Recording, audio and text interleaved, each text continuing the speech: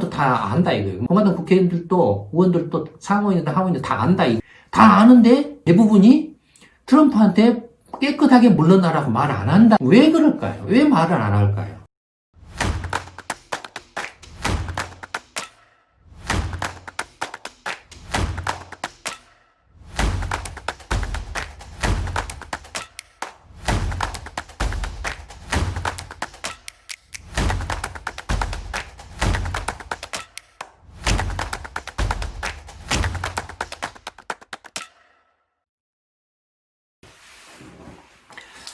안녕하십니까, 김관 소장입니다.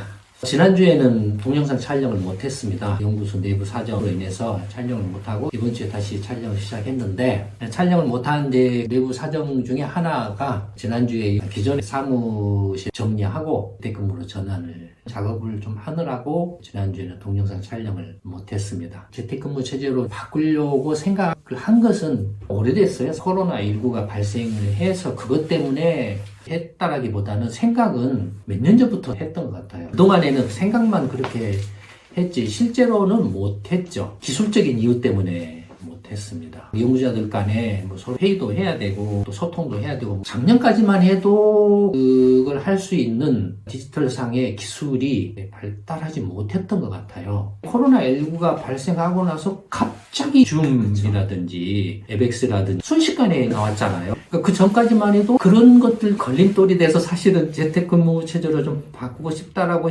생각만 했지 실제로는 그런 기술적인 한계들 때문에 못하다가 갑자기 상황이 바뀌어버린 거예요. 갑자기 그런 기술들이 툭툭 튀어나와가지고 원래 있던 게 코로나 때문에 주목을 받은 경우도 있는 것 같아요. 그런 면도 있을 수 있죠. 코로나19 전에는 이런 그 기술들이 그렇게 또 사람들의 관심을 끌었던 것도 아니고, 그렇죠. 기술을 개발한 쪽도 강력하게 푸시하는 그런 것도 아니었고, 영상회의 그런 기술이 이제 순식간에 나와가지고 상황이 바뀌어버린 데다가 또 이제 연구소 자료 공유라든지 이런 거 하려면 내부 이제 인트라넷 구축을 해가지고 관리를 해야 되잖아요. 네. 인터넷은 공유선 이제 조그마한 서버라도 한 대 놔두고 해야 되잖아요. 근데 이것도 갑자기 한 1, 2년 전부터 이 클라우드 서버에서 말이 나오기 시작하더니 마이크로소프트든지 아니면은 구글이든지 안에 다 공짜로 이제 클라우드 서비스를 막 해주는 것들이 막 쏟아져 나온 거죠. 클라우드 서비스를 해주니까 그 서비스 안에서 가상 사무실을 이렇게 열어버릴 수가 있는 거예요. 기술적인 어떤 한계나 제약 조건들이 순식간에 딱 클리어가 돼버린 거예요. 그러니까 그런 데다가 코로나19가 딱 터지니까 핑계도 딱 생긴 거예요, 이게. 그게 코로나19 모양새도 되는 거예요. 우리 이제 전염병 예방을 철저하게 준수하고 있습니다. 이것도 되고, 저는 이제 먼저 지금 한 2주, 3주 됐나요? 네, 한 2주 정도 됐죠. 저는 너무 좋아요. 너무 좋아. 다만 이제 이렇게 사람을 만나는 기회가 좀 줄어든다 그럴까? 줄어든다 그럴까? 어떤 식으로든지 간에 좀 직접 얼굴을 마주 보면서 하지는 않더라도 사람들과의 관계는 계속 활발하게 좀 유지를 해야 되지 않을까라는 생각이 좀 들긴 해요. 사람들이 세상의 변화가 보이지 않는 물밑에서 엄청나게 일어나고 있다는 걸 잘 못 느끼거나 모르는 것 같아요. 그 변화에 휩쓸려 가면서 어떻게 해야 될지 어쩔 줄 몰라서 이렇게 한다든지, 지금까지의 오프라인 하드웨어 중심의 생활 방식에서 주거 중심의 또는 소프트웨어 중심의 또는 아날로그 중심의 어떤 오피스나 하드웨어 중심의 어떤 생활 방식에서 스마트하고 소프트웨어 중심의 어떤 생활 방식으로의 전환은 피할 수 없을 것 같아요. 이런 변화가 단순하게 그냥 기계적인 단어 한두 마디 상의 어떤 변화, 모든 것을 뒤엎어버리는 근본적이고 획기적인 변화를 이야기하지 않을까. 예를 들어서 주택 구조 같은 것도 단순히 먹고 자고 하는 곳이 아닌 일과 생활과 육아가 공존하는 그런 주거 구조로 바뀔 거고, 기존의 어떤 도시 구조나 도시 개념도 완전히 뒤바뀌어져 버릴 어떤 건물 중심의 부동산 개발이라든지 건물 중심의 도시 구조가 대폭 줄어들고, 모든 것들이 디지털 스마트화되는 형태의 도시 구조로. 말은 이제 스마트 시티, 스마트 홈 이렇게 이야기하고 있지만, 그냥 정보 통신 어떤 기술 혁명에만 초점을 맞춰서 이야기하는 피상적인 이야기. 실제로는 이렇게 이른바 스마트 혁명이 이야기하는 변화라는 게 상상을 초월할 정도로 모든 것을 다 뒤바꿔버릴 엄청난 파괴력을 가지고 있다는 재택근무를 이렇게 전환을 하면서 저는 그런 거 많이 느끼고 있어요.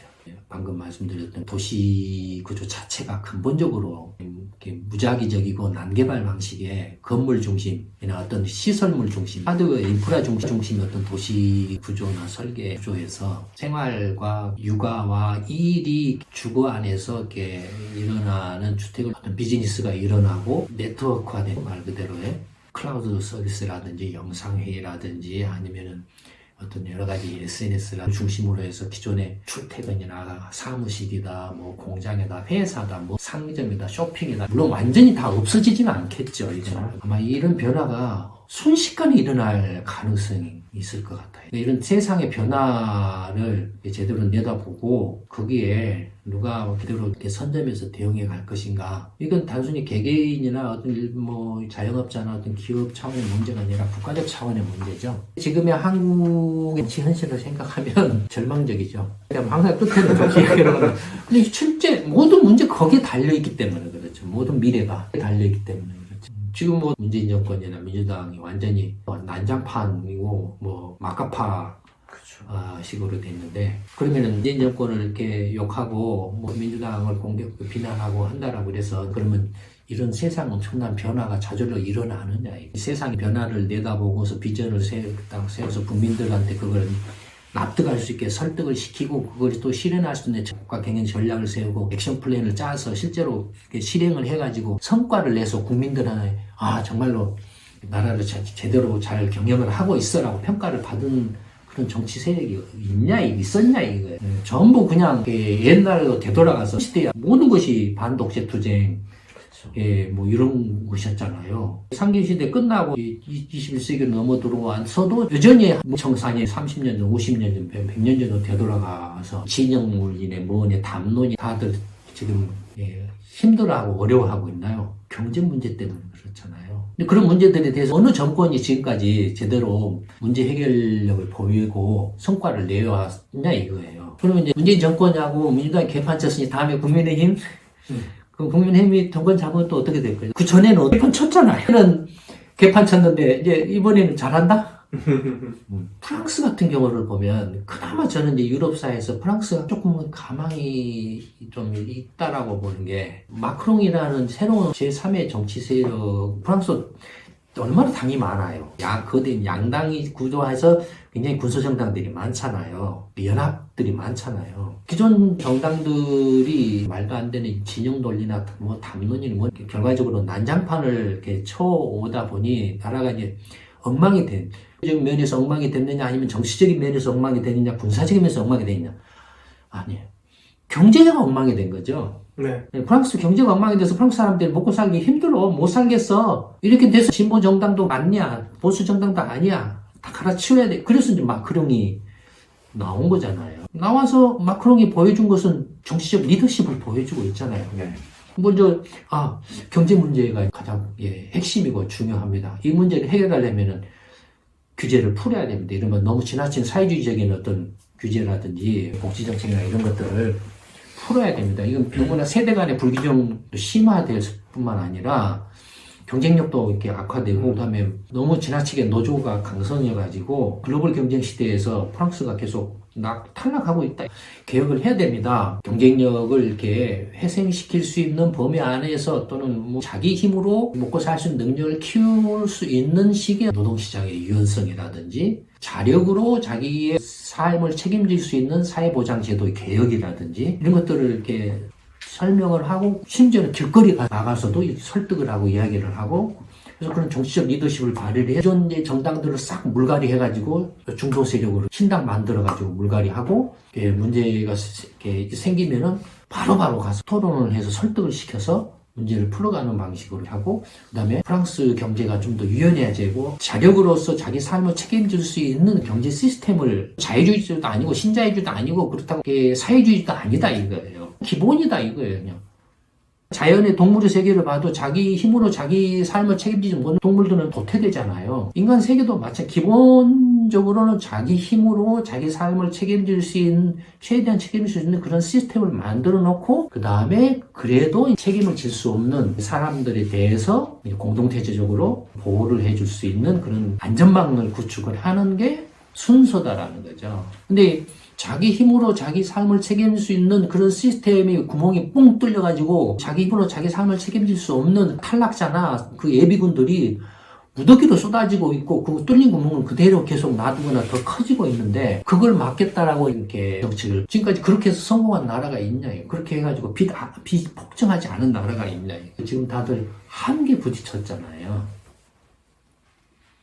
그런 점에서 보면은 프랑스가 마크롱과 그 마크롱 신당에 출연해서 그나마 유럽 국가 중에서는 가능성이 있는, 그렇지만 여전히 엄청나게 그 저항이 강해서 굉장히 고전을 하고 있죠. 하고 있지만 어쨌든 간에 마크롱 집권 후로 프랑스 경제가 그래도 많이 좋아지고 있죠. 한국도 마찬가지 여러 가지로 많이 왜곡되고 뒤틀려져 있는 부분들이 많아가지고 아마 그런 왜곡되고 뒤틀려져 있는 부분들의 갈등이 이미 표출이 되고 있죠. 세대 간의 갈등. 예를 들어서 이제 부동산 문제 같은 것도 젊은 층대 중장년층의 부동산 자산을 가지고 있는 층과 가지지 못한 젊은 층 간에 이제 갈등과 대립이죠. 인구 구조가 이제 망가져 있는 이제 상황인데 이거 지속할 수 있냐? 둘 다 죽는 구조죠. 내가 잽싸게 이렇게 싸게 사갖고 비싸게 팔면 그건 제주죠. 그렇게 할 수 있으면 그렇게 하시는 거예요. 주식도 마찬가지예요.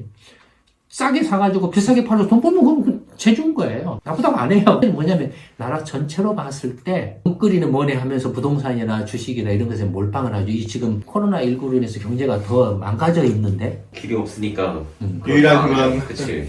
이런 그 근본적인 문제들에 대해서 기존 정치권들이 전혀 국민들에 대해서 문제를 올바로 설명하고 문제를 해결할 수 있는 것들을 이렇게 제시를 못하고 심지어는 이제 이런 세상의 변화조차도 제대로 이해를 못하고 그래서 앞으로 미래의 사회가 어떻게 변화하면 되는데 미래 사회를 주도하거나 선점하기 위해서는 지금 어떤 비전이나 목표를 세우고 이걸 이러이러한 전략으로 이렇게 실현을 하고 실제로 그걸 우리가 이런 액션 프로그램으로서 이렇게 해서 성과를 이렇게 낼 수 있다. 실제로 그 성과를 내는 식으로 이렇게 나라를 경영을 해야 되는데 과연 지금 민주당이든 국민의힘이든 어떤 기존 정치권에 어느 누가 그런 능력이 있냐? 없으면 어떡해? 민주당이나 국민의힘이 지금까지 이렇게 해왔으니 계속 해전문식으로 돌아가면서 예를 들어서 이제 그 미국 대선의 경우에 트럼프가 계속 버티겠잖아요. 근데 오늘 좀 상복을 한 것 같아요. 이제 정권 인수를 인정을 했다라고 그 CNN 뉴스 보니까 나오는 것 같더라고.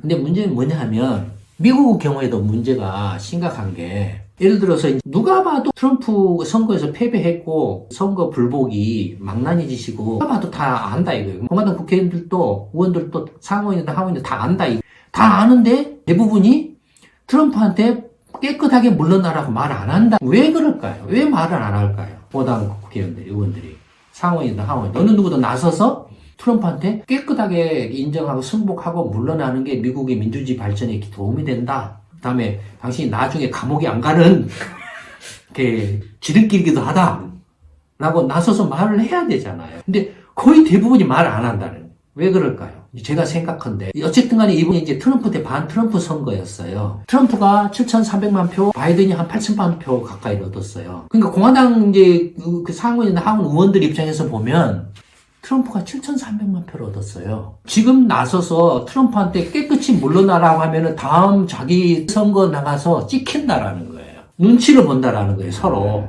그러면은 트럼프가 더 나쁠까요? 눈치 보는 공화당 의원들이 더 나쁠까요? 누가 더 나쁠까요? 네, 둘 다 나쁜 놈들이죠. 그렇죠. 얼마나 기회주의자들이에요. 그러니까 미국이라는 나라를 생각하는 게 아니라 자기의 선거를 먼저 우선한다는 거예요. 그러면 한국 경우를 봐보자고요. 민주당? 청와대가 지금 뭐 조국이는 뭐니 하여간 난장판이에요. 그러면 민주당 안에 이른바 조국류가 아닌 뭐 이런 파가 있다라고 네. 똑같은 논리로 치면 얼마나 기회주의자고 민주당의 극단적인 친문 세력이나 이런 데를 제껴놓고 얘들만 해가지고 하고 하면 되냐? 미국 공화당 그 의원들이 행태하고 똑같잖아요. 지금 하는 게. 정말로 문재인 정권이 개판이고 민주당이 문제면 자기들이 나서서 우리가 이래야 되느냐 이건 아닌 것 같다라고 해야 되잖아요. 안 하는 이유가 뭐죠? 오로지 그거예요. 공천받고 다음번 선거에 가서 한 번 더 해먹는 거. 한국이라는 나라의 어떤 장래나 한국 정치 민주주의나 어떤 권력형 비리나 이런 건 관심도 없어요. 오로지 내가 한 번 더 해먹는 것이 최대 관심사예요. 국민님도 마찬가지일 거 아니에요. 그렇죠. 예를 들어 태극기 부대를 떨궈내면은 중도인가요? 똑같은 기회주의자죠. 저는 어떤 면에서 보면은 조국이나 이런 이유보다도 이런 기회주의자들이 정치를, 나라를 망친 세력이라고 해요. 얘들이 다수거든요. 다수가 이 기회주의적인 행태를 보이고 있는 거예요. 안 된다라는, 그래서. 전부 갈아치우지, 물갈이를 하지 않는 한은. 그래서 프랑스가 저는 가능성이 있는 나라라고 본다. 근데 이제 프랑스도 물갈이를 이렇게 한다고 했지만, 역시 또 그렇게 이름만 바꿔가지고, 마크롱 당으로 돌아가지고, 어떻게 하니까. 예, 이게 이제 급조화해서 한 어떤 개혁을 하는 것을 미리서 준비를 해가지고, 어떤 신인 정치인들을 키워가지고, 제대로 된 정책 역량을 훈련시켜서 키워가지고, 딱 세력을 만들어서 갈아치우면 퇴출을 시킬 수가 있어요. 전 정치인들은. 근데 그런 준비가 없이 갑자기 이제 물갈이를 하려고 하다 보니 세력이 없는 거예요. 없다 보니까 이제 여론은 이제 이쪽으로 쏠려 있으니까 양쪽에 간판 달고 있던 사람들이 간판을 바꿔가지고 오고, 이 마크롱도 이제 그걸 안 받아줄 수가 없어요. 자기가 세력을 못 키웠기 때문에. 안철수가 나가지고 또 그런 거죠. 우리가 이렇게 이수진 프로젝트를 이렇게 힘들고 어렵고 정말로 사람들이 생각할 때 얘들 너무 이상주의자 아니야? 그렇게 이야기를 하고 있지만, 이런 노력을 해서 된 젊은 어떤 새로운 정치 역량을 갖춘 나라를 제대로 경영할 수 있는 정치인들을 키워서 새로운 정치 세력을 만들어내지 않는 한은 이런 극단적인 세력들은 없어져요. 문제는 다수를 이루고 있는 기회주의자들이에요. 언제든지 변신이 가능하거든요. 변신하면 또 그 변신하는 데 가서 또 기회주의적인 행태를 그대로 답습을 해요. 그렇지 않아요? 노무현 때는 어땠나요? 그 기회주의자들이. 노무현 대통령 지지율이 폭락하니까 같이 앞장서서 욕했잖아요. 그런 자들이 지금은 노래를 부르고 있잖아요. 나는 친노야, 노무현파야, 기회주의적인 행태를 보이잖아요. 정말로. 이건 문제 해결이 안 돼요. 그래서 국민으로 넘어간다고 해도 똑같죠. 그쵸. 더 악화되죠. 네. 시간이 없죠, 이제. 경제가 이제 내리막길로 이제 접어들기 시작했기 때문에, 이제 이 내리막길을 가속화시키죠. 주의자들이 돌아가는 세정식으로 정권을 얻어걸린 식으로 정권 잡아서 이렇게 계속 하느라고 생각을 해보세요. DJ 때 누가 노무현이 대통령 나올 거라 누가 생각을 해? 아무도 어느 그냥 순간에 툭 튀어나왔어요. 이명박이 나올 거라고 누가 생각을 했나요? 아무도 생각 못했어요. 이명박은 서울시장을 하고 있어가지고. 뭐 그 전에도 서울시장 때도 마찬가지였고, 그 다음에 지금 차기 대권 주자는 뭐냐? 그 사람들한테 나라나 내 가족이나 내 자식이나 나의 삶을, 운명을 맡겨야 되냐 이거예요. 뭐 그래도 괜찮다라고 하면은 어쩔 수 없죠. 제가 뭘 어떻게 하겠습니까? 말씀드리지만 이순신 프로젝트에 많은 일반 국민들이 정말로 이게 그 소장님 말씀이 맞아. 정말로 이제 새로운 정치 인재들을 키워가지고 정치권을 물갈이를 해서 제대로 나라를 바꿔야 돼. 안 그러면 다 죽을 것 같아. 이런 세상의 변화가 엄청나게 일어날 것 같은데, 그런 변화 속에서 지금 세대들은 거의 다 아날로그 세대들이에요.